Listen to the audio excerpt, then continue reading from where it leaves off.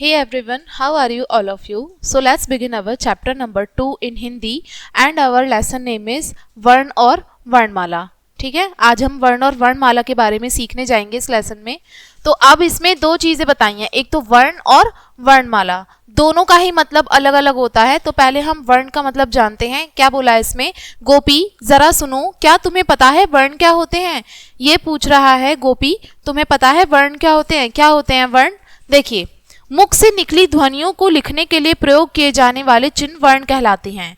वर्ण क्या होते हैं? नॉर्मली जो भी हमारे मुंह से ध्वनियां निकलती हैं, ठीक है, और जब हम उन ध्वनियों को लिखते हैं तो उन्हीं को ही वर्ण कहते हैं. ठीक है, जैसे कि ए ऐसे अनार, आ से आम, छोटी से इमली, बड़ी से ईंक, ए आ ई ऊ ऊ, ये जो हमारे मुंह से ध्वनियां निकल रही है ना, और जब हम इनको लिखते हैं तो इसी को ही वर्ण कहते हैं. ठीक है, यानी कि मुंह से निकली ध्वनियों को लिखने के लिए प्रयोग किए जाने वाले जो चिन्ह होते हैं उनको वर्ण कहते हैं.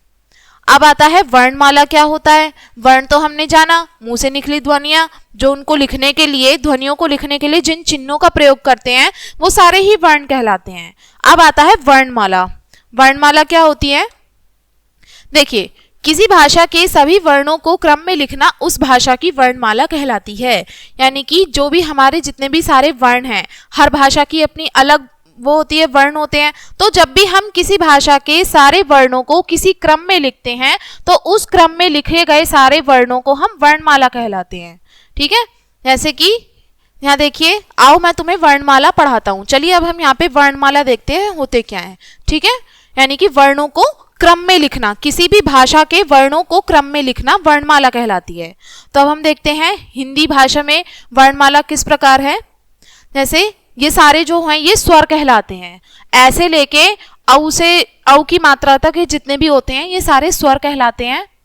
ऐसे अनार, आ से आम, छोटी से इमली, बड़ी से ईंक, छोटे ओ से उल्लू, बड़े ओ से ऊन, र से ऋषि, ए से एड़ी, आई से ऐनक, ओ से ओखली, औ से औरत. ठीक है, ये ऐसे अनार से लेके औ की मात्रा तक जितने भी सारे वर्ण आते हैं ये सारे हमारे स्वर कहलाते हैं.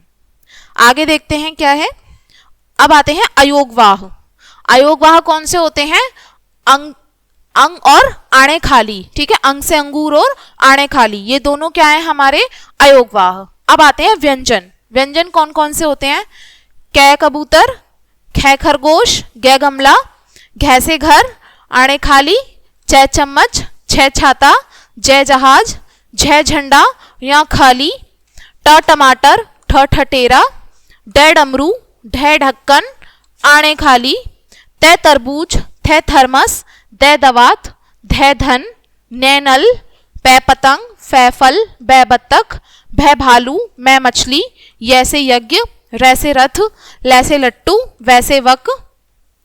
आगे है श से शलगम, स से षटकोण, स से सपेरा, ह से हल. ठीक है, ये सारे जितने भी क्या थे हमारे ये व्यंजन थे.